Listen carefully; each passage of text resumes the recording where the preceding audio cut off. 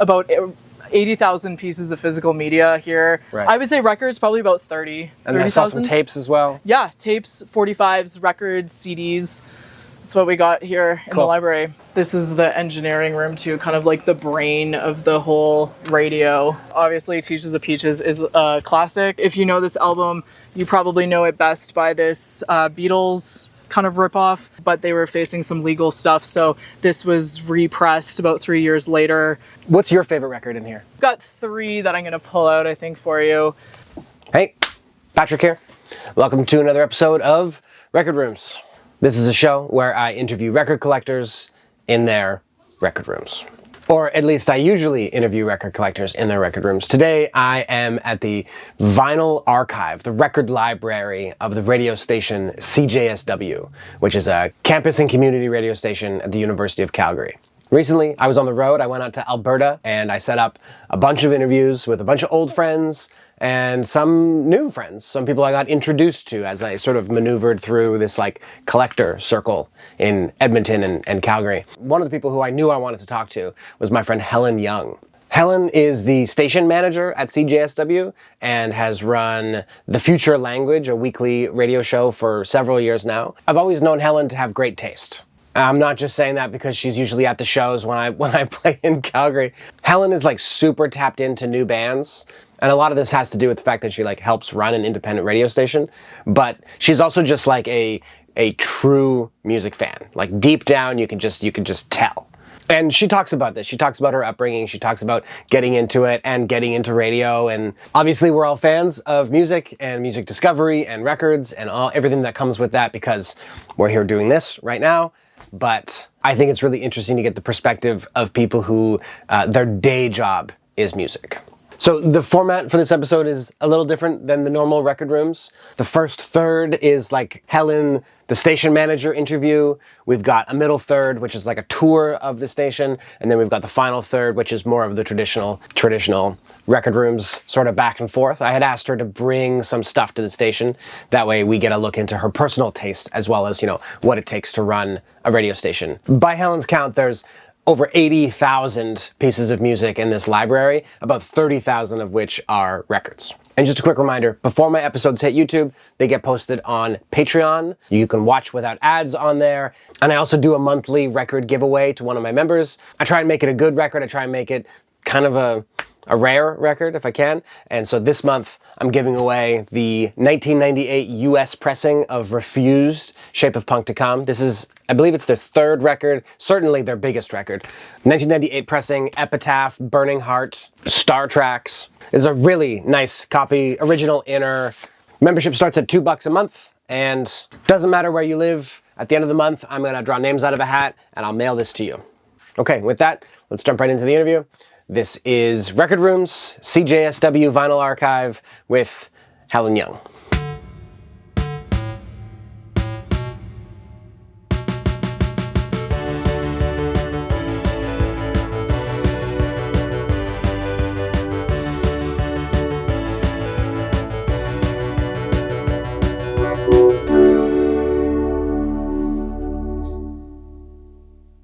Hey, I'm Helen here at CJSW, radio station in Calgary, Alberta. I am the music and performance director here, and I'm excited to show you a bit about the library at the station. I like to talk records, which is why I'm excited about today. Me too. Yeah, nice. Yeah. Can you tell me roughly in the archive here how many records there are? I would say roughly about 30-ish thousand.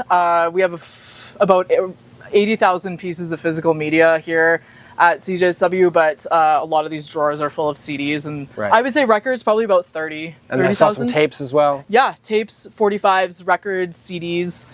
That's what we got here in the library. How do they get here? Good question. For decades, the way that people would do it would be like the music director would show up to work. There's a pile of records or CDs or tapes on their desk. That would be what's processed to be put into the library. Now things are submitted more digitally, so things have changed a lot. But I would say our library is predominantly stuff that's been submitted to the station throughout the past kind of 40 years. We've absorbed some collections as well. think we got some stuff from CBC when they were kind of getting rid of some things and stuff. Like we talked about earlier, I don't think the Kinks sent us their records or the Beatles. I don't know. Maybe they didn't mail this in? They didn't mail this in? I mean, they could have.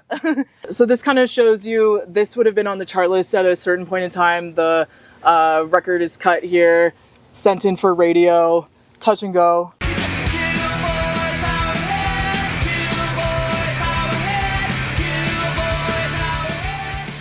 We had this little slip where a programmer would write the date and the time and what track they played, and they may have said like, oh, this was sick, or like this was like, don't play this, or whatever. Yeah, DJ notes, sick. Yeah, sick.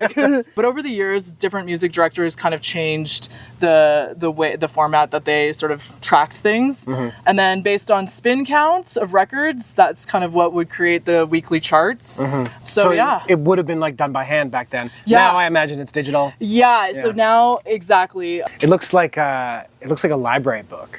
Exactly. I just pulled out a random record off the shelf, and it's the Go-Betweens record, which I know a lot of people really like, and that's cool to see.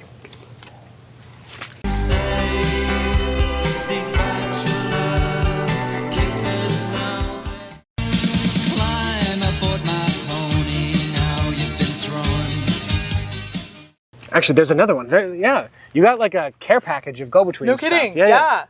Cool. There we go. Cool. And so, that's another thing, is they look used, because they are. It is interesting, sort of like the level of care / not care. Well, it's a reminder that they're like tools. They're right? tools. Yeah, they've been meant to be played at a radio station. This is how people would play music for the longest time. Like now, obviously, we use a lot of laptop kind of digital stuff and whatever.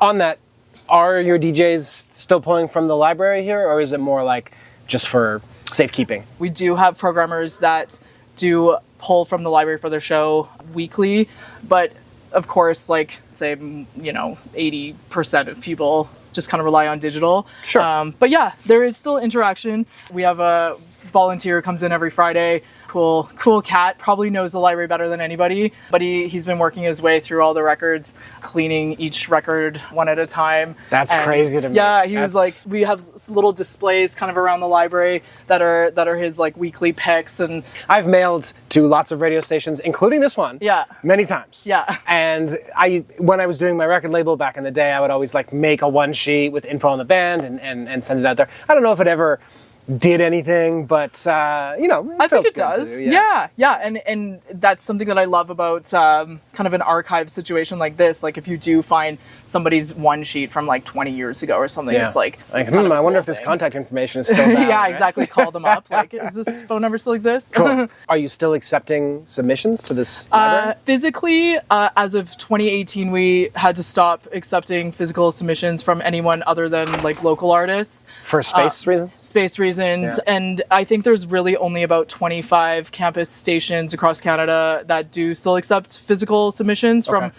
anyone that's other than like local. Once something enters the library, does it ever leave? It never leaves, so you better be careful what you submit. There's been a couple people that have come in and they're like looking for their record from like 20 years ago. I mean, it's the first thing I did when I came in here. Yeah. I was like, what have I sent to this station over the years? And I was like trying to find it, right? Yeah. There's some people that are just straight up like, this cannot exist. Right. Like, I gotta, like, yeah, exactly. Like, is anyone looking? I feel like CJSW has a pretty good reputation for being like on the cutting edge of like underground music, of up and coming music. I'm curious how much of that is intentional and how much of that is just like a byproduct of what you're doing. I think it's a little bit of both. I'll have hundreds of emails kind of a day coming in from publicists, labels, independent artists that are like submissions and things like that. So I am seeing stuff as it's coming out and adding it to our chart list and kind of putting it on the radar of our programmers. I would say, yeah, it's kind of just like a little ecosystem of sort of like kind of hipping people to things and yeah. I mean, that is the service of a radio station, right? Exactly. That is what you do.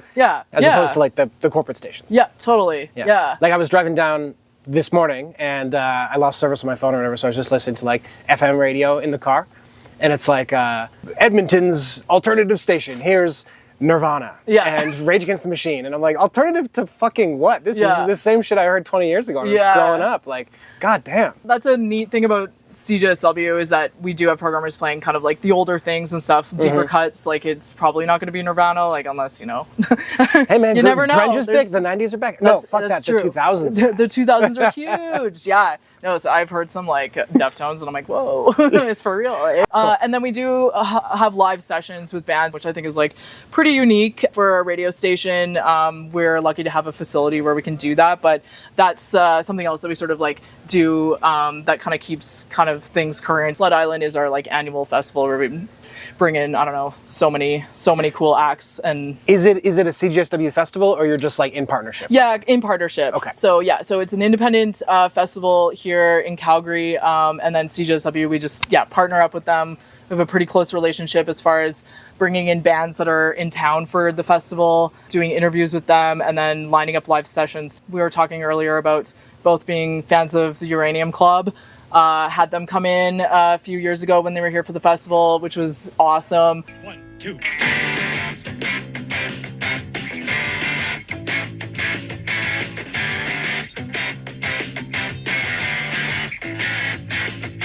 Lavender Country came through, and Sediment Club, Daniel Romano came through a couple years ago. We had Tribe Artist Society come through a couple weeks ago, so that's kind of like a big hip-hop crew, and I'll usually bring in maybe about 18 to 20 bands within like 5 days, so it's kind of like a marathon. It's a marathon. We'll bring in like, hip-hop, experimental, punk. Calgary has had like a pretty strong kind of grindcore scene with like the young kids, and we've had so many of these kind of grindcore bands come through, and really and that's always fun because it's kind of like, okay, tech team, we're putting our compression skills to the test here. Okay, quick interruption. This is pretty exciting for me. I've got a sponsor. Mint Sleeves. Mint Sleeves. Mint is run by the same people who run Fuzz Club Records, cool like garage and psych label. There's a lot of sleeves out there, but I want to show you my use case for these. Here's my Colored Balls reissue on Sing Sing. If you like Slade, check out Colored Balls. It's not the same, but it's similar. Kind of sticks out over the top. It's like a big sleeve. You can see on the spine where I like struggled to get it in. You can see all these stretch marks from where it doesn't really fit. And it's a gatefold. It's got a big spine. So Mint mailed me these gatefold sleeves. You sort of open the whole thing up, slide it in the whole way, and there you have it. Now it's in the sleeve, and you still get to use the gatefold as well. I've talked about dual pocket sleeves several times on the show in the past, and Mint is the go-to place for those for European customers. Worldwide, they've got single pockets, they've got these gatefold sleeves that I like, all types of inners, all types of outers, 7, 10, 12, 12.75, 13, and just like most of my favorite records, made in the UK. You can get 10% off your order by using the coupon code PACKRAT. Okay? Thank you, Mint, for the sponsorship, and back to the episode. So this is one of our production rooms here that is used for people who might be recording podcasts or interviews, things like that. But it's also the room that we tech live sessions when we have bands coming in. The bands will be in this room, which we can take a look at as well. I've worked with a tech team. There's about 4 of us, I guess, who tech the live sessions. We recently acquired this beautiful digital mixer. We had been using a Midas analog board for the longest time, which was near and dear to my heart. So sad to see it go. Sad to see it go, to be honest with you. But learning this has been really fun. So we can make bands sound pretty darn good on air. Some beautiful compressors that kind of visually just look gorge. And they sound great too. So yeah, we used to be fully analog up until last summer. So this is the production room. From here, if a band came in to do a live on-air session at CJSW, they would come into this room. Got all their lighting and everything. I work with a couple people in like a video kind of realm where we film the sessions. This is the engineering room too, kind of like the brain of the whole radio. This is This is what the radio station looks like. Yeah. And then, yeah, here's our physical library. Again, about 80,000 pieces of audio. These are all CDs in all of these drawers. Unfortunately, removed from their beautiful packaging, but that's how she goes. And how's it organized? So it's organized by genres and then alphabetically. Library genre tags. Yeah, so library genre tags, I believe there's 8 of them. So we got, like rock pop, which encompasses like, a lot. Jazz. The hip hop library tag, it has lumped in hip hop, soul, R&B, and funk. That doesn't seem right. No, that's what I'm saying. It's dated. And then there's experimental, neoclassical, electronic, folk, country, blues. And then there is what was initially called world. Switch names to international, to regional, to... library tags, I would say, they feel very dated to me. It's just how people still report their charts and all that stuff. So, and then, yeah, and the metal, I guess. Local's my favorite genre. Yeah, that's my favorite genre too. A listening station for programmers who wanted to come in before their show or whenever, if anyone wanted to pull something out of the library, give it a listen. We got a record player, CD player, and cassette players. How has working here changed like your relationship with music? Like how you buy music, how you discover music, how you collect records? Yeah, that's a good question because it has changed. I've always been someone who is very excited about music, exploring music, collecting physical pieces of media. But I think it kind of started pivoting a little bit when I started my radio show, which was about 11, 12 years ago at this point. The Future Language. Yeah, Fridays 2 to 4.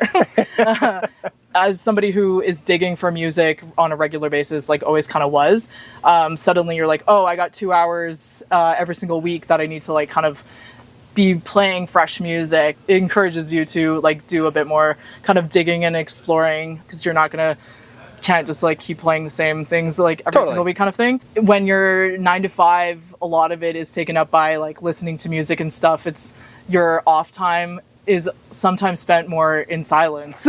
You're not the first person to say that to me on this show. Yeah. When listening to music is your job, your downtime turns into silence. Yeah. It's interesting. I'll kind of go through waves of being really excited about music again. Yeah.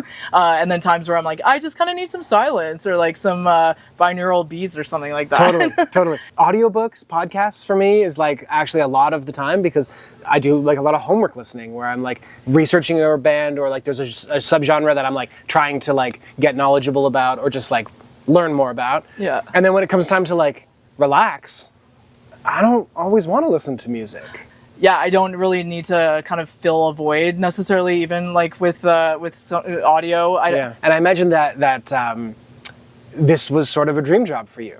Yes, right? Totally. Yeah. Is working this closely with music everything you hoped it was going to be? I would say so. Are you sure?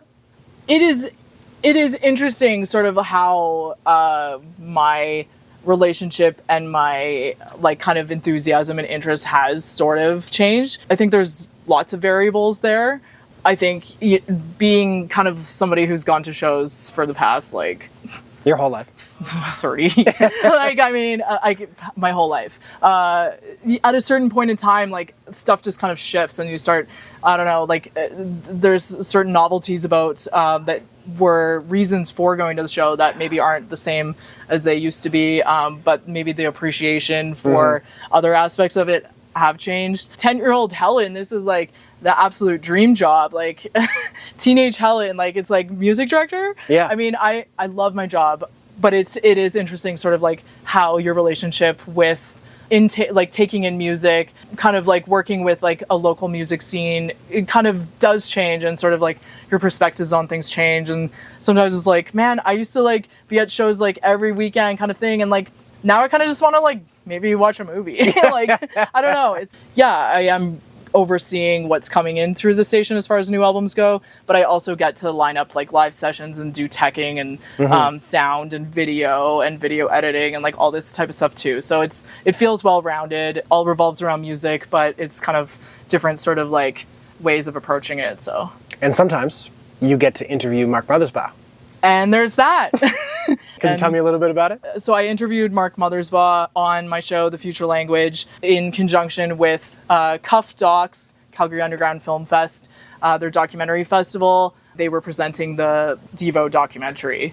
I have a friend who works for Cuff. I don't think she had any idea of like what a Devo fan I was. Right. I was just like, looks like I might be able to get like Devo, even like all the members to do an interview with you. And I was like thinking this is like a joke, like what the hell? Pick up your jaw off the floor, yeah, right? like come on. I'm like rereading the email like over and over. I'm like, there's no way, like as if. Like I don't usually prepare much for my interviews and things, but this one I like prepared, like I'm like, I got my pages, like all this stuff. I'm just like nervous, but I'm like so excited. And like long story short, I just got Mark. Sure. On the call, which I think like worked out really well because it was kind of like we were able to have this engaging conversation. And he had the Tonto synthesizer, which lives in the National Music Center here at in Calgary. This happened to be his tie to Calgary for him. At one point in time, it was in his basement. What's your favorite record in here? Got 3 that I'm going to pull out, I think, for you. First one, I found this Blurt.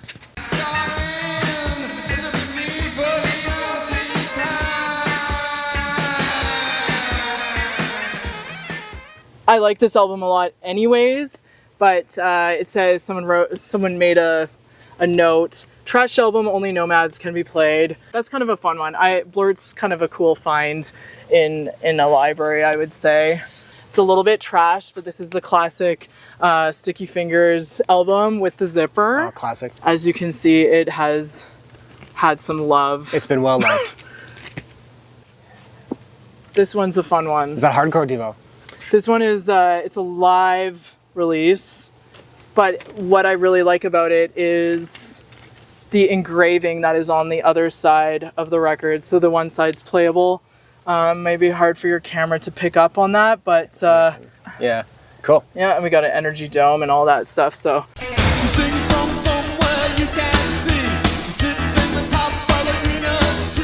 So Helen, normally when I do these interviews, I'm in a person's house, yeah, right? Well, you're in my house.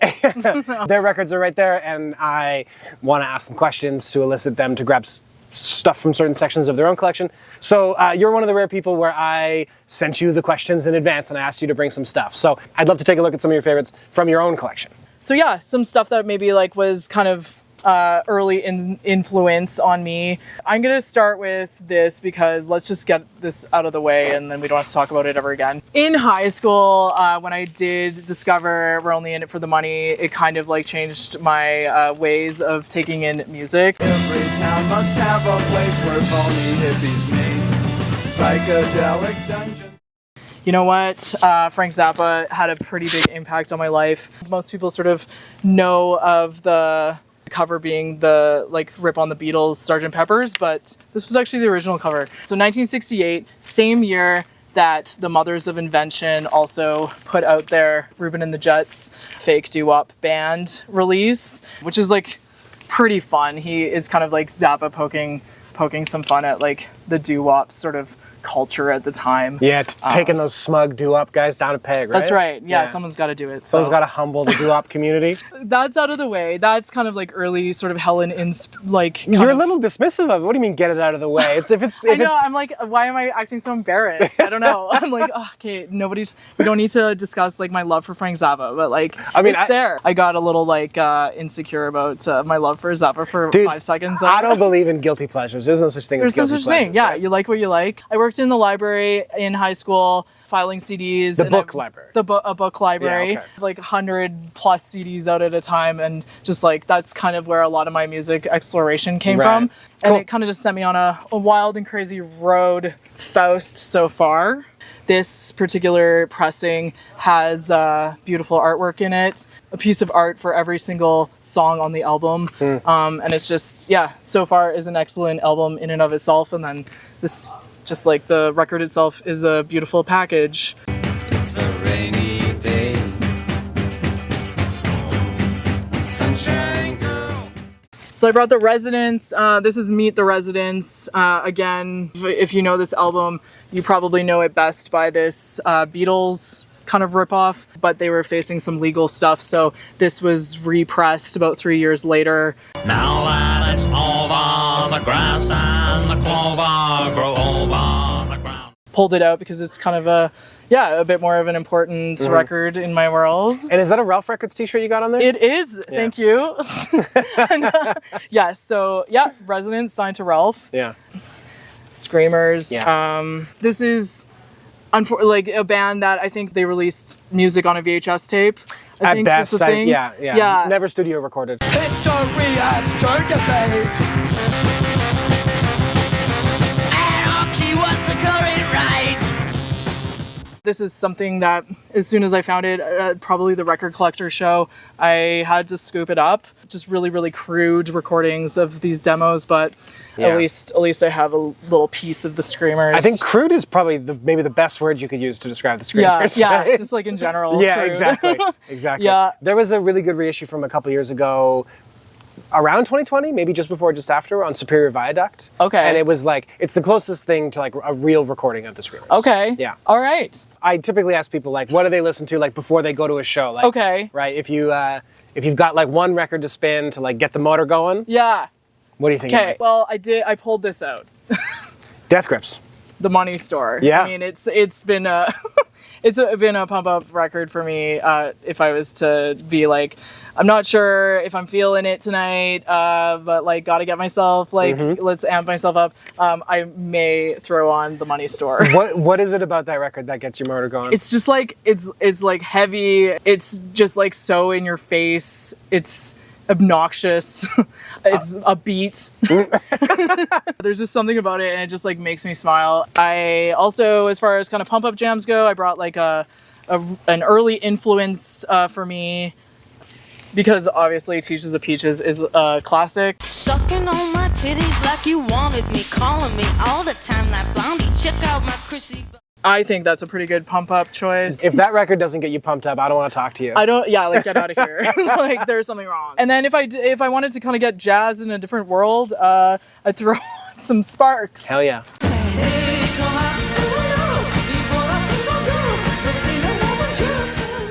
Say, is that your preferred Sparks record? This is one that was a bit of a sleeper for me. I think most people kind of start with like Kimono My House. Yeah. I brought this one, I think, more so also because I love the cover so much. They're tied up here on this boat, and then the back cover, they're in the car. Tied up in the car. What is your Sunday morning coffee record?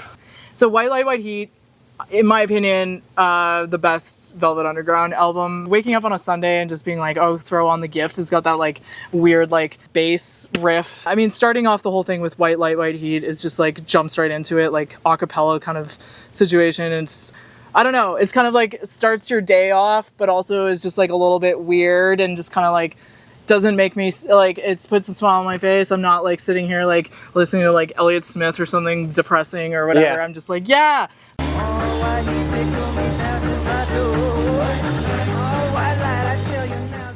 Lady Godiva's Operation, like, it's just so weird. And then to finish the entire thing off with the 17-minute song of Sister Ray, it's like, okay. So I don't know. This might be like a Sunday coffee, sit down. It's a bit of a weird choice, but I think it's only really a weird choice considering that they have a song called Sunday Morning on a different record. Hey, that's low-hanging fruit. I was going to pull this one out to show you and see what you thought. Really? You really got me with that one. Yeah, you didn't expect that?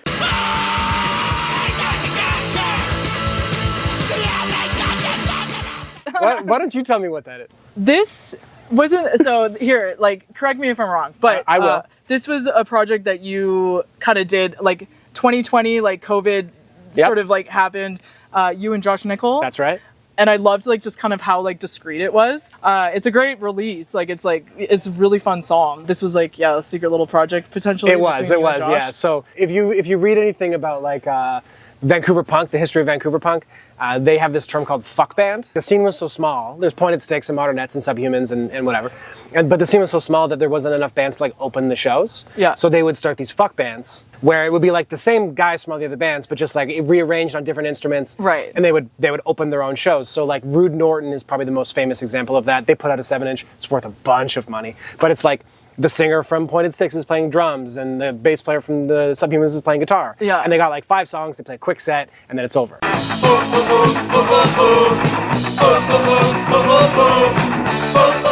I love that idea. And so when COVID hit, I bought a little Zoom R24 recorder and taught myself how to record. And Chain Whip was going at that point. I hate canceling on band practice, and Josh did too at that time. And so we would still go to the jam space, and we just started writing these like stupid little songs. And that's what that is. So it's 3 tracks, and the idea is I like to subscribe to like your first idea is the best idea sort of situation. Yeah. And that's exactly what that was. There was like no revisions on any of the songs. It was like, here's the 3 riffs we're going to do, press record. Yeah. And maybe we recorded those songs like 2, maybe 3 times, picked the best one, but that's how that record came to be. I love it. Yeah. I love it. Really, Yeah. really funny pull. So glad I could pull that out today here. And then I guess like kind of like stuff that I'm excited about, like this band Jug. Oh, yeah. From Winnipeg. From Winnipeg. And like they've played Calgary a couple times now, and every single time it's like people just go off. It's such a fun show always. So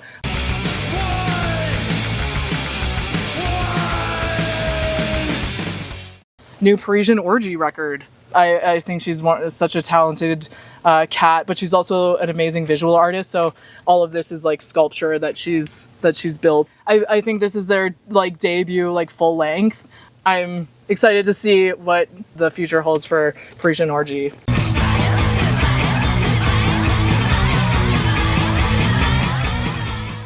We were talking about Uranium Club earlier. I wasn't going to bring a Uranium Club record or anything like that, but while they were here at the station, they wrote me this like really nice note. I stuck it in this little 45 here. Helen, oh Helen, what can we say? You've done so much for us and for all the gals and pals at CJSW. To say thank you would be trite. We know you worked your ass off, and we hope you can get your rear back in gear. We appreciate you immensely, and then edit too much. And we had a charged time working with you. Forever and always, through infinity and eternally, the Minneapolis Uranium Club Band.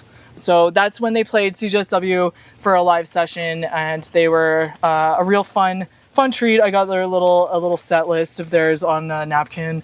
I also love to like grab set lists and if I get a record off of somebody and they mail it to me and there's a thank you note, you best believe I'm putting that thank you note in that record. Certainly, yes. No, it's a package deal. Yeah. If I'm to DJ, this is kind of like my secret weapon.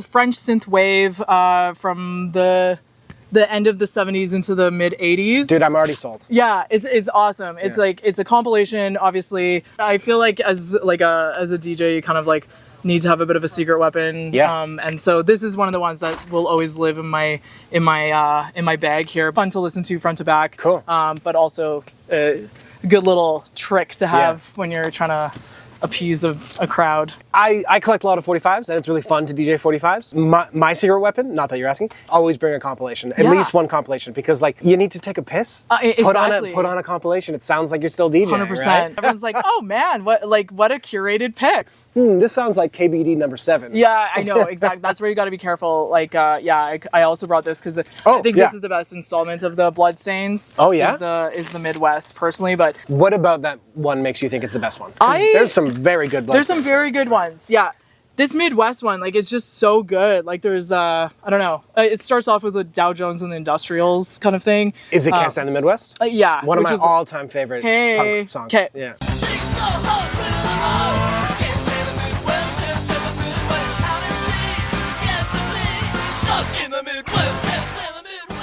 The embarrassments on here. We got Gizmos. Like, it's just NNB. That song Slack is so cool. You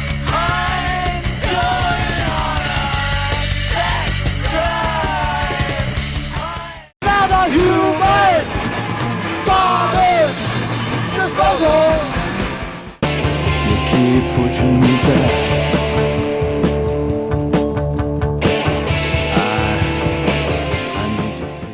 This band was a teenage band in Japan. I think this music is maybe like 40 years old at this point.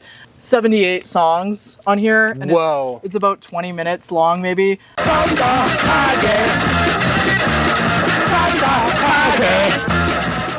It's unbelievably good music, but they also had like their own cassette label. They would put on shows. I think they helped like start Shonen Knife's career. General Speech did these reissues. There's a couple Dio and reissues that came out in the last little bit, but Cool. Well, Helen, Sweet.